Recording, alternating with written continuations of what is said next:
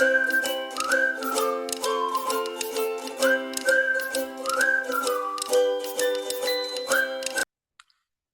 everyone, welcome to our channel Career Talk. I'm Suman Sharma, an agile consultant living in Netherlands. And in today's video, we are going to look at some tricky and interesting project manager interview questions that were shared by members of our WhatsApp group. And to help us, we have Apurva with us. She's a regular on our channel, and we have already done 7 sessions together. You can find all those links in the description and the pinned comments. So feel free to check them out later. But before we dive in, don't forget to subscribe to Career Talk. We have tons of valuable content here. And if you enjoy this session, please hit that like button. All right, let's get started. Welcome, Apurva. Thank you for giving your time today. Apurva, over to you. Hi, Sunil. I'm good. How are you? Yeah, good. Excited Okay. to be back. Okay, great. So if you allow, let's Sure. start. Okay. So the first question is of this session. This is like continuation of our previous session, which we have on a project management. So first question is, during a project, the burn rate increase unexpectedly.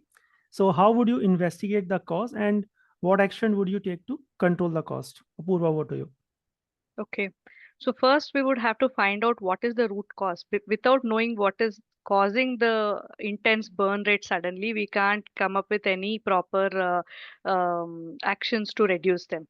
So first, probably we'll go through the budget. What was the budget? What is the actual? By this time, how much were we supposed to burn or how much money we were supposed to complete or expend versus how much extra we have done. So that will give us the variation, how much extra we have spent.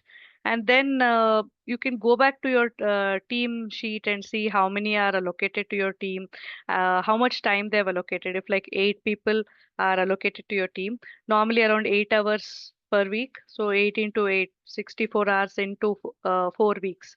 So that many a number of hours has to be burnt by now.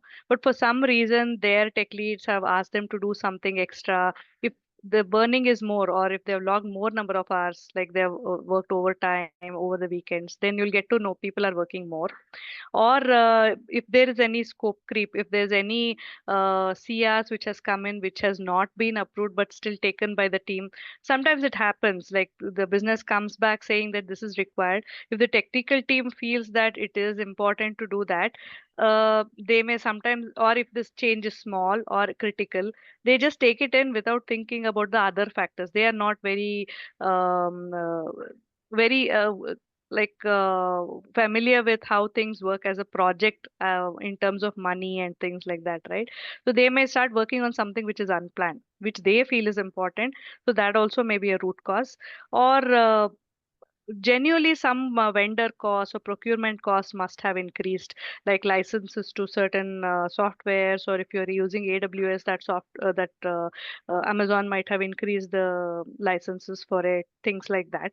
Or you just check the project timelines, how much more time is left, how much more money is left, and with that how much scope is still left. So with all these criteria, you can get to know what are the root causes. A very easy to understand example for this is our own house expenses. Also, forget a project, even in our house, suddenly sometimes you feel the costs per month are increasing to a large extent compared to couple months earlier. Again, here also kind of same root causes apply there also. Either the cost of vegetables, groceries has increased, or your children must have taken additional extra classes or something like that. Just like that, some shopping spree, something has increased ad hoc, or you have taken a vacation, because of that costs might have increased. So this helps us to know whether it is just a sudden surge or genuinely the costs have increased over time. 3 months ago, the cost of 1 kilo of onion may be lesser than now. So because of that, it's slightly increasing all the prices. So that is one way to know the root cause of the problem. Next, the second step is to come down to the actions. For the actions, you can one reforecast the project schedule, time, cost, and all. Maybe if the base last time you have recalibrated is about 2 years ago, it's quite natural it could have changed now. And some things like COVID and these things, we have seen that after COVID, the prices of almost everything has gone up, not just groceries, this one, or software or Except your whatever. salary. Agree. Sorry, It's good. a yeah. So the cost of everything has gone up there. So reforecasting may be a required if it's a long time now. So then people have to get used to the new normal, new budgets, things like that. Or if you still feel that you don't have enough input, but the output is becoming more, like your salary has not increased, but your expenditure has increased. Same for the project also. The allocated funds has not increased, but you are burning more. So then you will have to prioritize what is the highest priority, what do you have to spend money most on. You can even shift the funds from here to there. Maybe if you can see if there are some licenses which are not utilized fully, can you reduce the number of licenses? Or some licenses, if it has full admin capability, it might be little more expensive. So just take the developer license if that's the only part that is getting used, things like that.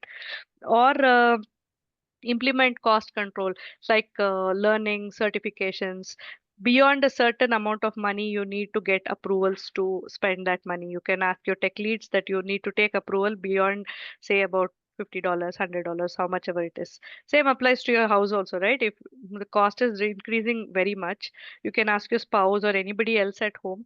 If you are spending more, if the cost of something you want to buy is more than 500 rupees or 1000 rupees, whatever you feel is the cap, please let us all come together, decide, and only then make the purchase. So that way you can kind of curtail it and optimize your resources. As I said, the licenses, if there's an on-site and an offshore resource, maybe, I don't know, again, this may be regulatory issues, but if it is okay, the one person can use the same developer tool in the morning, India time, the same person can use it in the US time after they log out. So that way probably you can optimize and then improve efficiency, reduce rework. So if your code is good enough, then the number of hours you have to put in for rework may reduce. As we spoke earlier, like somebody may be putting in extra hours in the weekends just to ensure that their code is bug free, or their the SonarQube issues are sorted and all. So if they improve their efficiency and do it right on the first time, these kind of budget constraints can be reduced. And of course, with all of these, you have to communicate transparently with everybody in the team, all the team members, stakeholders, managers. Everybody should know the situation well. Only then everybody understands what is our what we are going through. Same happens at home also, right? Your parents or grandparents may be thinking you are bringing lofty at home, back home, but you may be actually scraping the earth there. So thinking that you are earning very well, they may go ahead and spend on lofty parties and all. But if they know that you are undergoing some crisis or budget crunch, they will also obviously help you to reduce expenditure. So I think this is how we can cut down burn rate. Okay, great. Just for our viewers, what is burn rate? Burn rate is an rate of budget expenditure over the period of time in a project management terminology, just in case if someone is not aware about. And what Apurva mentioned, I'm just summarize it very quickly. So yes, we have to investigate the cost, the root cause. So the important thing over there is we have to review plan versus actual spending. As a project manager, we are doing this only. We are just doing effort variance, cost variance, and schedule variance. Those are the only three things which we are managing at a a higher level from a project manager perspective. So please do that. You always compare your plan, your baseline versus the actual spending over the period of your project life cycle. So yes, you have to identify your work packages, your task, where your budget is going.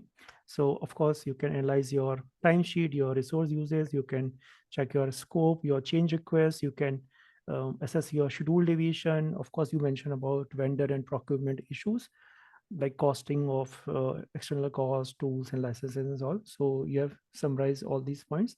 And then, of course, you mentioned about the actions that how we can control and mitigate all these costs. So um, there are, like, for example, the immediate cost control. So we can freeze some non-essential spending temporarily, as you mentioned about certification and things like that.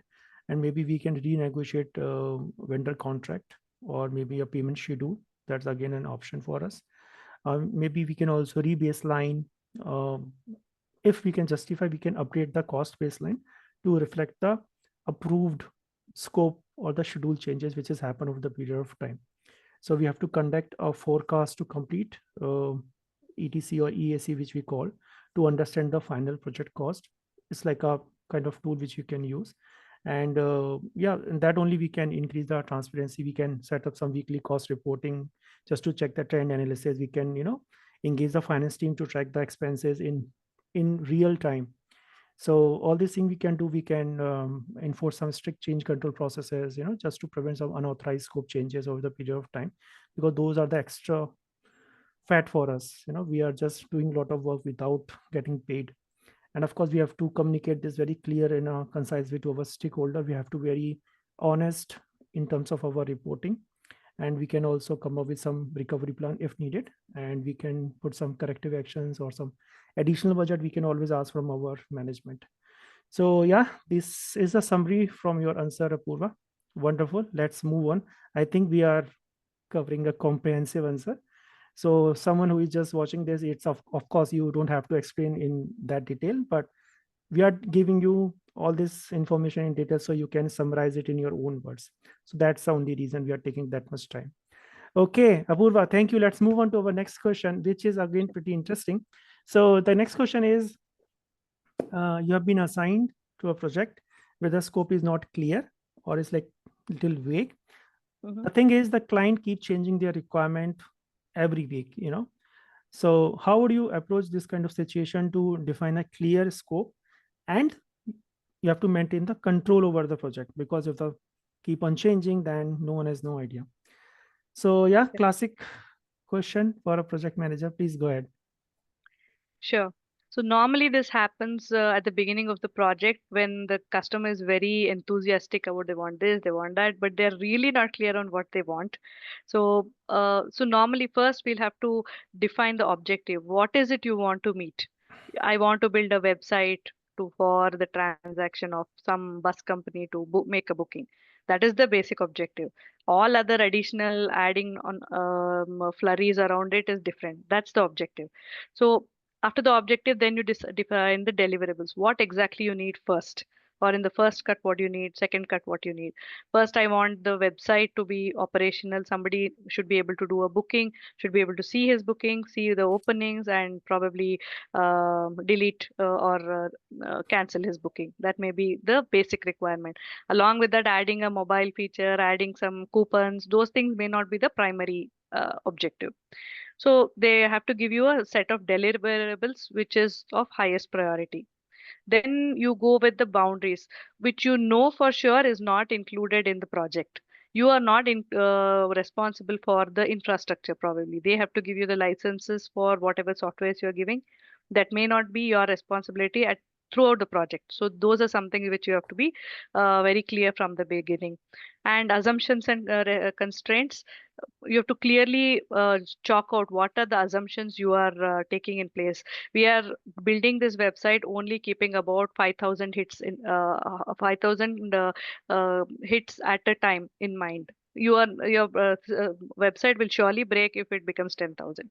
So what is the buffer? Some things like that which could be assumptions and constraint. Constraint is like basic web connection a person should have, an internet connection is a basic requirement. That's a constraint. So I'm just giving examples. Those things you can just line out. And then when it comes to the project, you will have to clearly define the roles and responsibilities. Something like a RACI metrics you can use, like who is responsible for what, who is accountable for what, who needs to be informed, and who needs to be consulted. When you want to make a change in your requirement, or you say something is technically not feasible, who is accountable for saying that, and who has to be consulted, and who should be informed before taking such a decision. Uh, Examples like that. And then, but still, whatever you do, you can't tell the customer that I'm not at all open to change. What you gave me on day one and a half years ago, that is what it is. So when they want a change, it has to come through a formal CR process. So they come up with a set of changes that will always, when you want something, it always comes with a price, either in the form of schedule or cost or effort. They should be allow, if you are giving me extra requirements, either you should be taking away few, so that the schedule doesn't change and budget doesn't change, or you are giving me extra money to do it, or you are allowing me to take extra resources to do it. So that's how you have to balance it out. And the CR which comes in, the change request, it has to go through a team called the CAB, that is the change approval process, that Board. with board CAB. It has to go through that approval, and it has to be formally approved that this CR has to go through implementation. Only then the team is supposed to take it up, and the clients are not directly supposed to pass on the requirements to the development team. It has to go through proper channels. So these things have to be clearly jotted down in the SOW or your working contract. Along with this, most of the times these days, it also comes with penalties and probably even reward points. If you deliver early, you get some brownie points, something like that. Or if you're after production, if you get so many number of 7 defects, the project has to pay a penalty of this much. In many ways, the penalty always may not be in the form of money itself. The next set of CRs worth this much effort has to be done free of cost, things like that. So all these have to be clearly chalked out in the agreement so that it doesn't become a problem later on.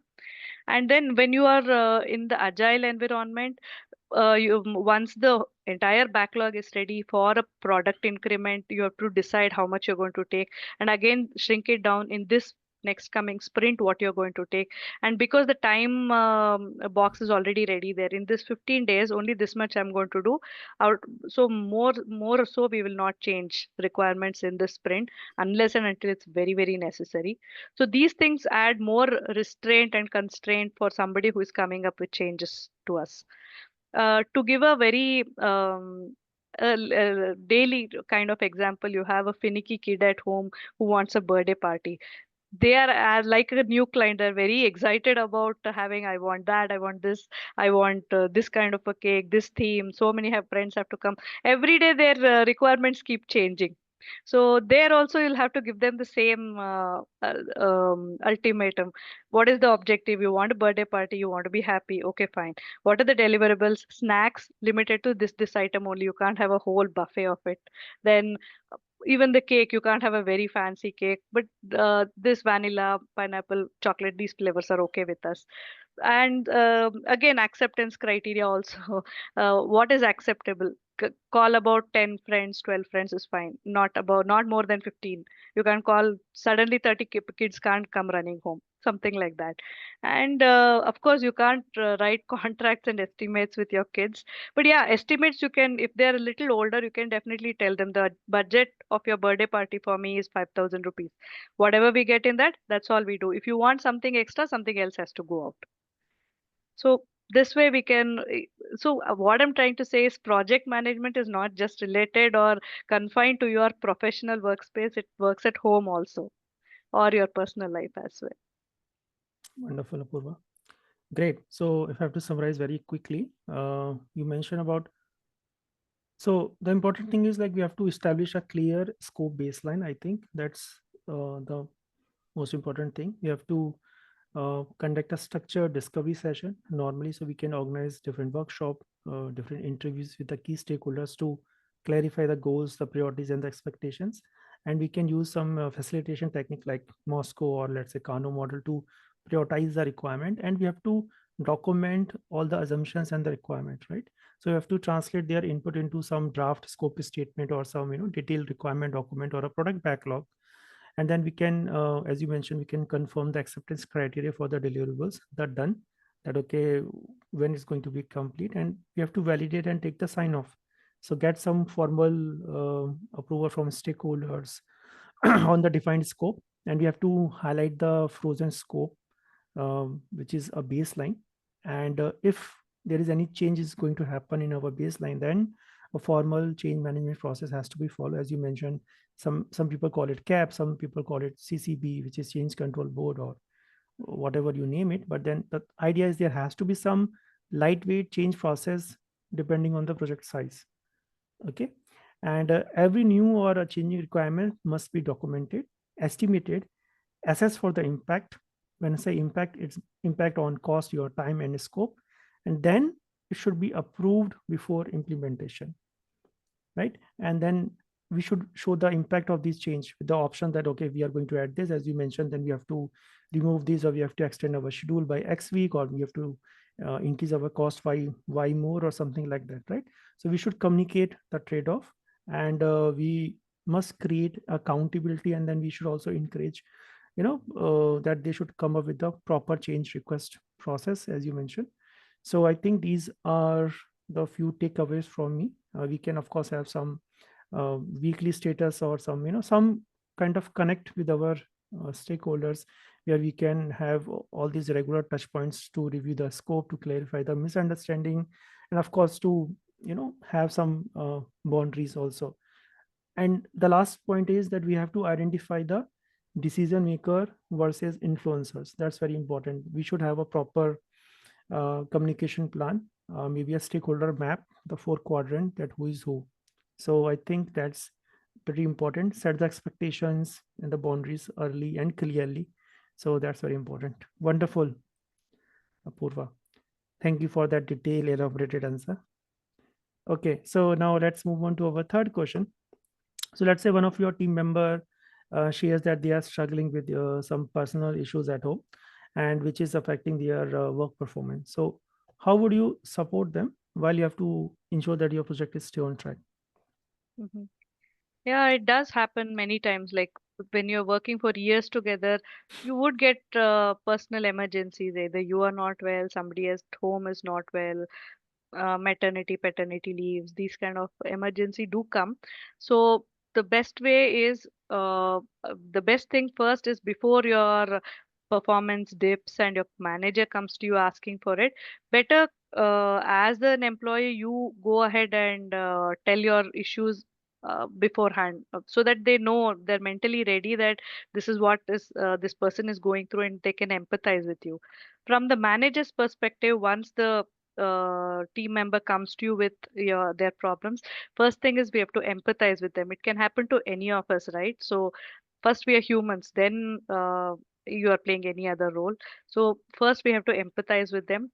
Then probably you can check with your seniors if you can give them a flexible working approach, like work from home, and even flexible working hours. Maybe just complete this work within these many days. We are not expecting you to be there in the normal general hours or be part of every meeting.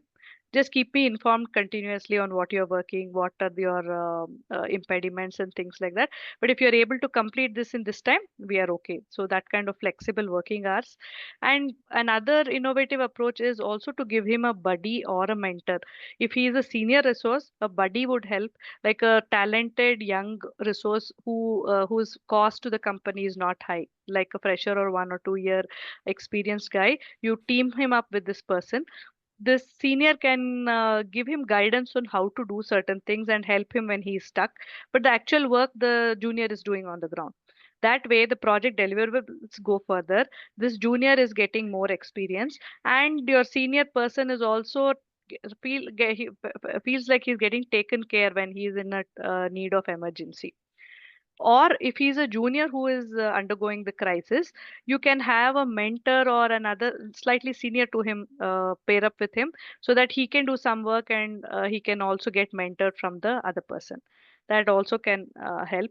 And you can always guide them with the internal organization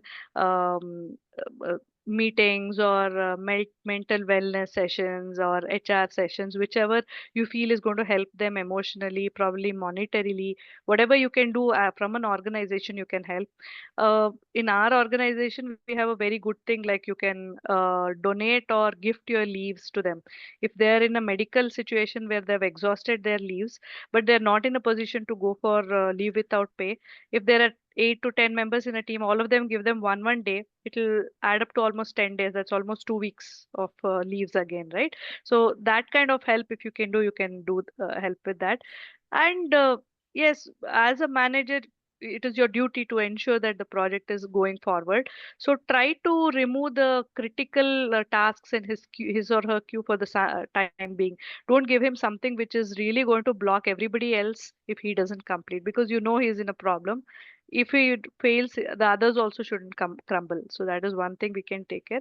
And always try to keep in constant touch with him, not to monitor him as such, but to know his condition, or if things are getting better at home and when he'll be back to normal and things like that. He'll also feel more getting supported from his team and manager. Okay, wonderful, Apurva. Thank you. And yeah, because I think we are running out of time. We are already halfway through the session. So yeah, so friends, we are already halfway through the session. So if you are finding it useful, don't forget to hit that like button. And you can also comment job if you like to join our WhatsApp job group. I will add you over there. Okay, so with this, let's move on to our next question. And next question is on remote teams. So let's say you are leading a large project where we have multiple teams which are spread across different time zones, and there are a delay in communication. There are a lot of misunderstanding is happening with respect to the deliverables. So how you are going to address these kind of challenges, which is pretty common, and yeah, how you make sure that your team is aligned and more productive. Yeah. Yeah, as we know, most of us work on this on-site offshore model where the other team is working at some other location. Same is the case in my current working project as well. A couple of people are in US. Also some are on the East Coast, some are on the West Coast. So the time difference there itself has changed. And again, in India, also a couple of people are there. So what we normally do is like you have a overlap of at least 3 to 4 hours. Evening, like by the time they come in, it's around 8:30 for them. It's around 6:30 for us here. So from 8:30 to 10:30, 11 for their morning time, our 6:30 to 9:30 will overlap with them. I'm not asking the Indian guys to stretch their work hours till 9 or 10. So what we normally do is we are going to have our offshore calls in the morning, say about from 11 to 1. Then from 1 to 5, I ask them to log off. If you don't have anything else to do, you can log off. So that is your free time where you can devote your time to your family, your personal requirements, whatever it is. Then come back again at 6 and work till 10. So that way, when you have a distributed group, all of us have to adjust a little of your working timing and the time of the day, so that you'll have more overlap, so that communication is better among the team. Apart from that, what we also can do is maybe don't include everybody for every meeting. Obviously, it's not going to be possible. So if there is some functionality which needs work, when you are allocating or when people are pulling it itself, make sure that the people in that you have to work on the payment methods of a particular functionality. Only India guys are working on it, so they are all in the same time zone. They can, for technical issues also, they can talk to each other faster and easily. Other than that, you can always rely on your async modes of communication, like Teams or Slack or SharePoint, wherever you can leave a message for the person and they come back tomorrow and answer for you, where it's not really necessary and urgent for you to get a response immediately. So that is also working fine for us. Not every issue is critical, right? So that way, and always keep your visual dashboards updated, like especially like Jira. Mostly people are using Jira, but it may not be updated with the right link tickets, or you have not put it on hold, though you know it is on hold. Putting comments in your ticket saying that I worked this much, I need so much time, or the due dates for QA development. If the ticket is in a healthy shape, even if you're not online, when a person gets to check your ticket, they get to know how much more time it needs by the time it gets to their queue, if they are dependent on that particular ticket.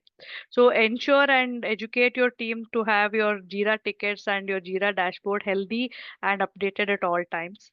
So that also helps.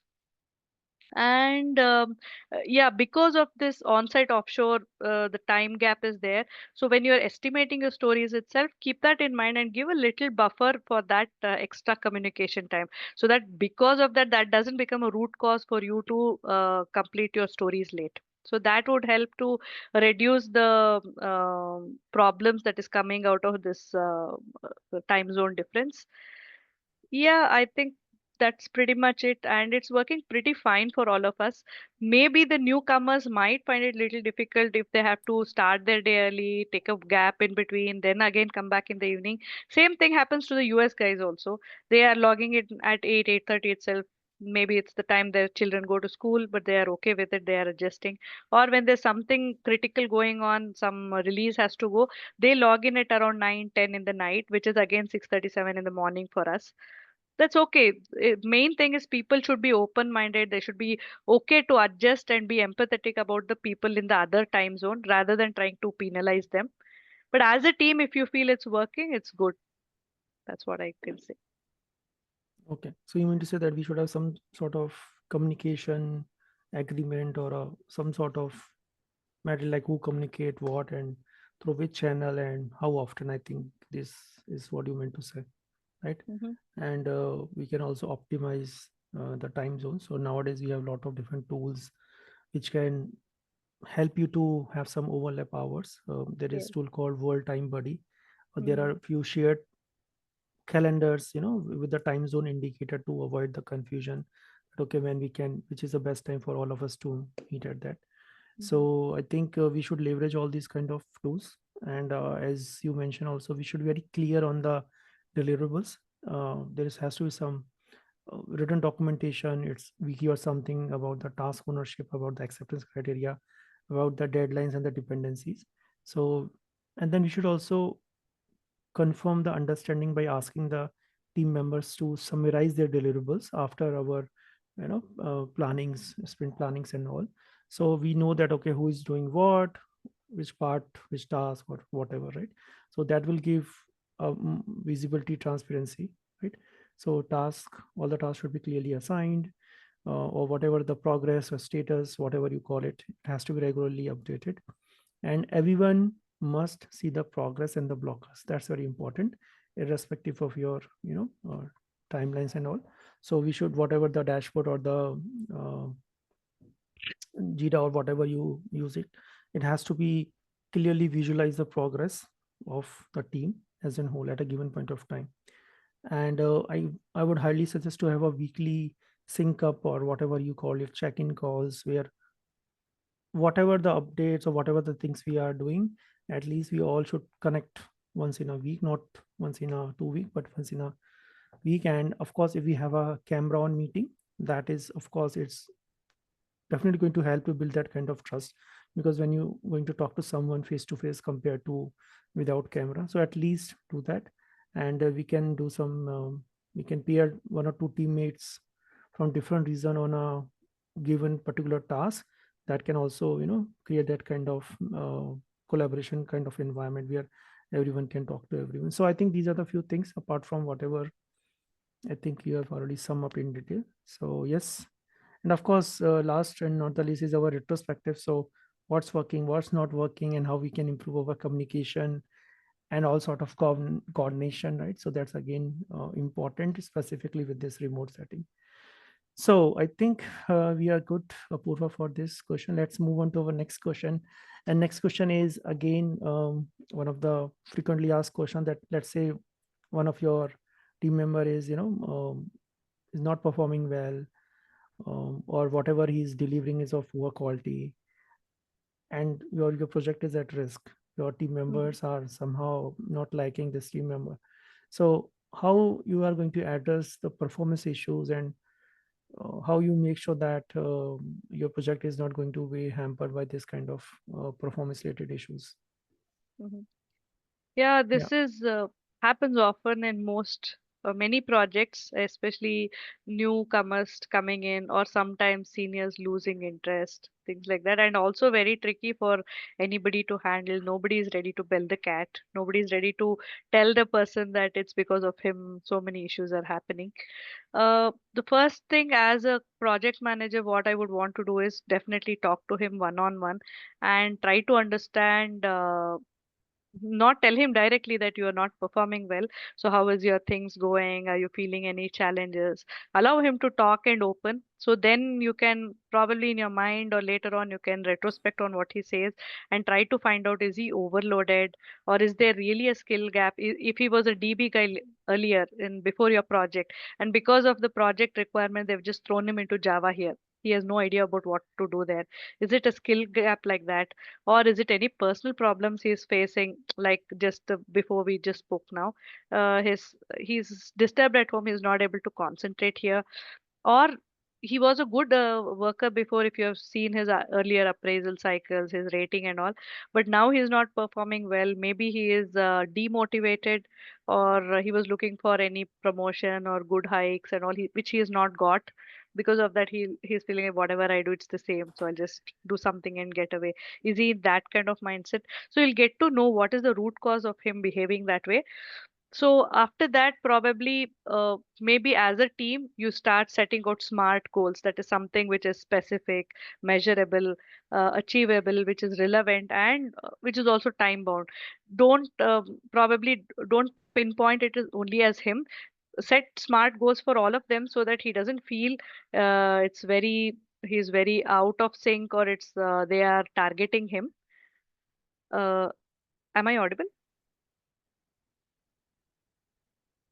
I just lost you for a couple of seconds, Apurva. Yeah, it was frozen for me also. Okay, so what I was saying is we can set SMART goals. Ideally, in our mind, it will be for the person who is not working as expected. But instead of pinpointing or targeting him, you can set SMART goals for everybody. That is, SMART is specific, measurable, relevant, achievable, and also time bound.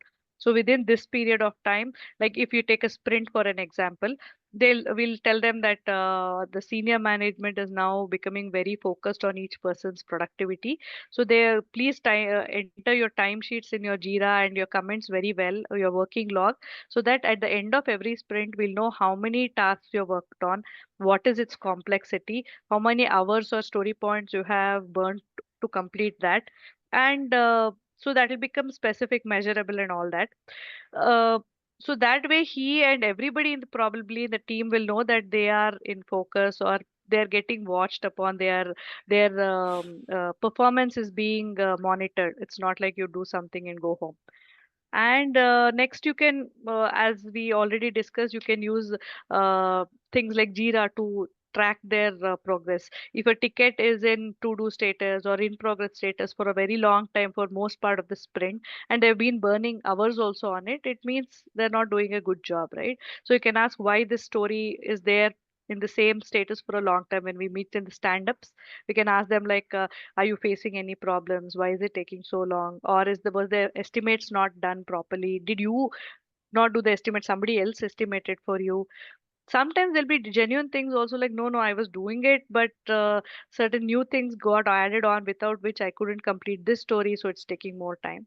Or they give some things which are non-comprehensible or not acceptable. You always know that they're not doing a good job.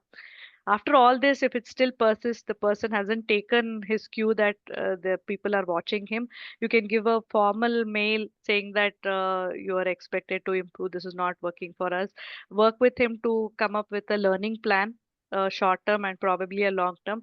But in this next 1 month of time, he should have upgraded himself, upskilling himself in this particular thing. If you felt he is technologically not good, or he has any personal problems, as we already discussed in the previous ones, you can do a buddy, match him up with somebody. Or if he is not motivated enough, probably you can talk to him and give him a mentoring role to somebody where he feels he is more valued. And once he gets that feeling of value, then he'll start doing his other works also properly. But give him a written, I don't want to say warning, but a written notification that it's not okay the way things are going. PIP? Yes, PIP next. That's what I was coming to. So, in most companies, we have this called a performance improvement plan.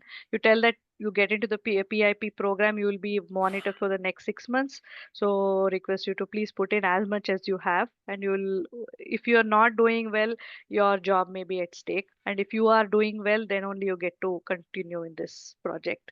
So that's a very, very clear indication that your boss, you're going to do or get out, kind of. Uh, that's it. You'll have to coach the person to improve, be empathetic probably if he's feeling very nervous that he's not doing well. It normally happens whenever they get into PIP and they're a family kind of person, all EMIs, everything starts coming into their mind. What if I lose the job? That is when people will start using bad or malpractices also, like using somebody else's help to finish their work, get somebody on Zoom to verify their code who is not part of your organization. You should be very, very careful when they are in the PIP program that they are actually growing methodically, naturally, and not You through are other backdoors. giving example, or you are giving suggestion to people to do all these things. No, not to, as a manager, I'm saying you should be little careful. You are giving The ideas to people that okay, do No, all these people are things. very more smarter, Sunan. Okay. Mm, Maybe, go ahead, sir. yeah. So, and as if you're a team member who is in the PIP, it is for your good that people are asking you to improve. So take it in a good way. If you are in the managerial role, be watchful about certain malpractices which could happen when people are in this place. So that's what we Okay. can do about somebody who's not good. Or Okay. last thing, maybe if his area of expertise is not this project, maybe you can find a project for him where he fits better than here. Maybe you can internal transfer and things like that. Absolutely. Wonderful. Okay, Apurva, thank you for that. Okay, so let's move on to our next question. Next question is, let's say there is some unanticipated critical risk which suddenly came into your project, and your project is about to be derailed because of this particular risk. It's going to hamper your project timelines. It will increase the cost. So how would you identify these kind of unexpected, risk, and how you are going to assess the impact, and how you're going to implement a solution? So if you can give some example, that will be great. Uh, Risk which we have not found earlier, right? Yes. Yes. So what normally we have to do at the first point is go back to your risk register or your project management plan and check what you have not been what you had thought was an assumption or a constraint or you have missed during the initial risk management to basically identify the risk in the first place. Uh, then the first is firefighting anyway before doing any digging or what you can do better next time. First, you'll have to firefight where you are. One is transparent communication to your senior management and your team members saying that we are at this position now. This is something that has happened. Example, basic easy example is like in any construction industry. The source material is you thought there's very sure that the vendor is in your same city. You will not face any issue with him getting you the raw materials, but for some reason any natural flood or something has happened or some strike has happened, he is not able to give you the raw materials. You have already agreed with your clients that you are going to deliver this, or you are facing with a penalty charge. So that becomes a high critical risk that has almost materialized, which you thought will never happen. You have assumed that it will not happen because he is in your same location. And probably you're dealing with him from long time. He has never done this before. So that's a very probably classical example which can go with this. So what you could immediately do is, as I said, you can communicate first. Then you go back to your inventory and check what minimum material you have. Can you deliver something in phases to the client? As usual, we'll have to tell the client also of this shortage or any this critical risk which has come up, without which I don't think they're going to agree with any of our mitigation plans. Then tell them that plan A is like we are going to give you in phases. First phase delivery will do this, second and third. Same we can do in software also. The most critical features you deliver first, then the next set of them, then the next set. That is one way. Or you don't have anything in your this one at all. Your inventory, you don't have anything at all. Then worst thing is you'll have to ask them to postpone the deadlines, which will also come with a penalty. But sometimes it happens, right? You may have to go with that also. Get your team to reschedule the dates, and of course at at the cost of losing your image in front of the customer and all, which none of us want to do mostly.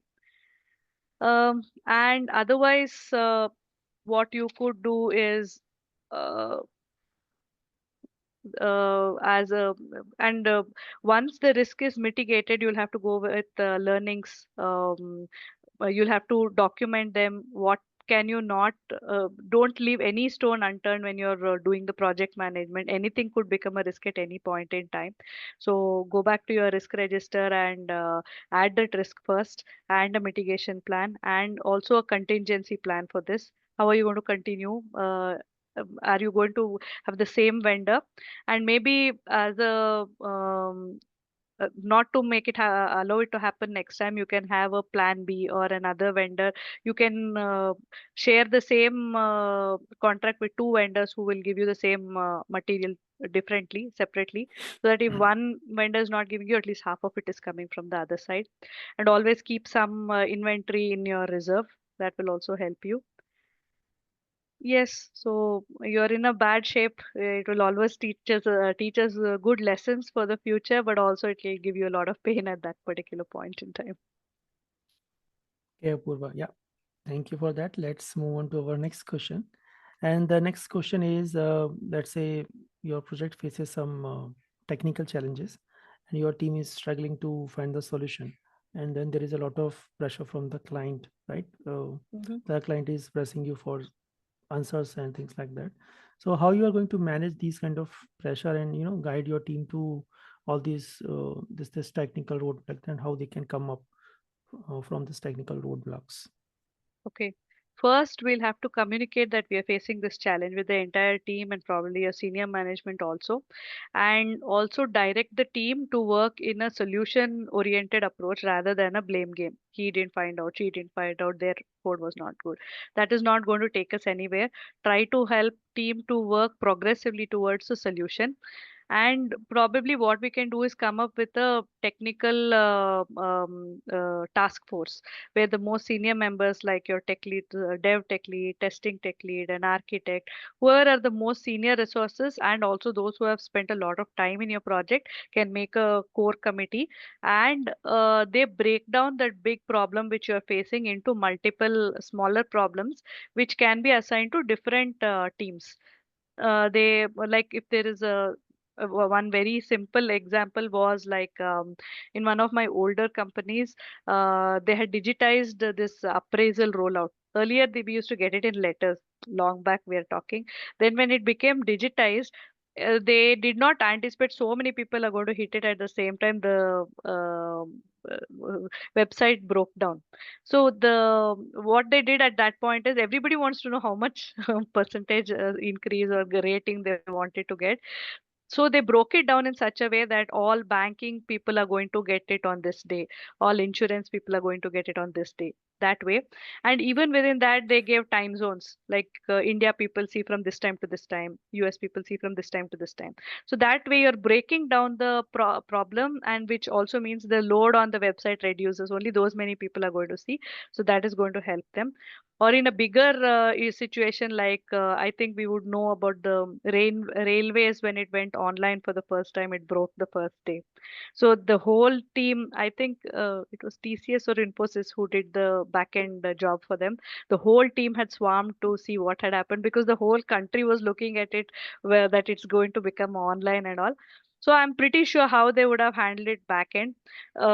obviously initially they have to take it down for a couple of hours. Then they would have introduced some low load functionality, like just log in and seeing what railway bookings are available, what are the routes available. Then slowly they will introduce like booking to certain places which are not where people don't book a lot, so that the load will be a little less. Then they go scale up to the full level, and then add something like lunch and other facilities you include. Slowly, they would have scaled up. So that will help to reduce your at least the effect of the or the what the challenge is giving you, the amount of problem it kinds to subdue the whole situation. And also, if it doesn't help, if it's a technical issue, maybe you can involve experts from other teams, or sometimes even externally, you can bring in people to help you mitigate your problems or remove the roadblocks.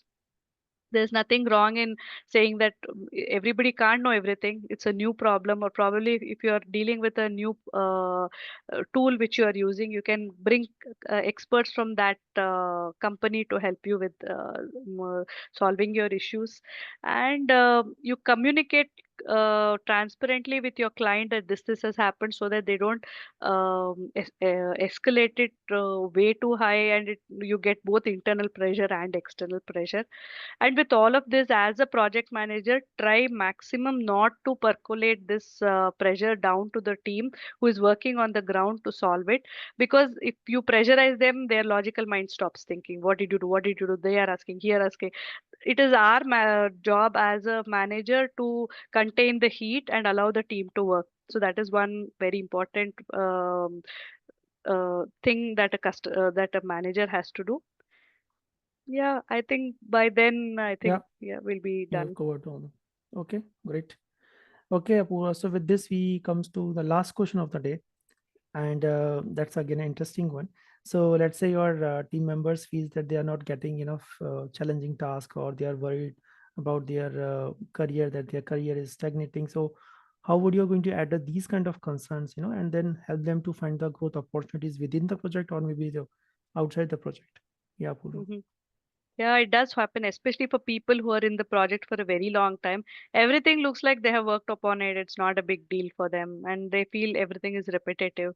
So the first thing I would do is talk to them at length and allow them to give out everything that is in their mind to understand.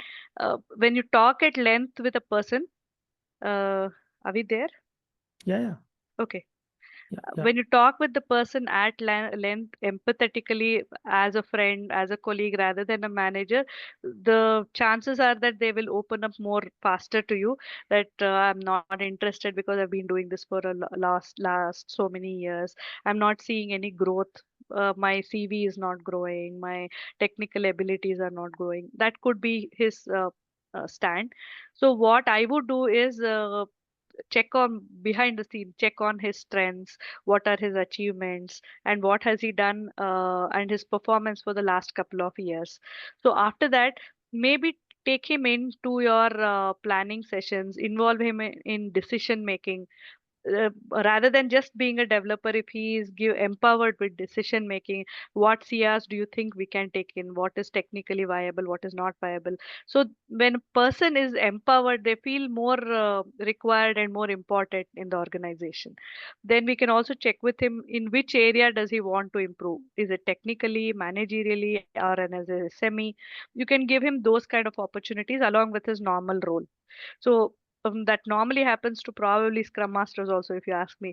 After 4 5 years, you're working as a scrum master. Every time you are just a sprint on sprint, it keeps going on. You do the demos, you do all the ceremonies, write the sprint reports. It's very often that we as scrum masters also feel that it's becoming very repetitive.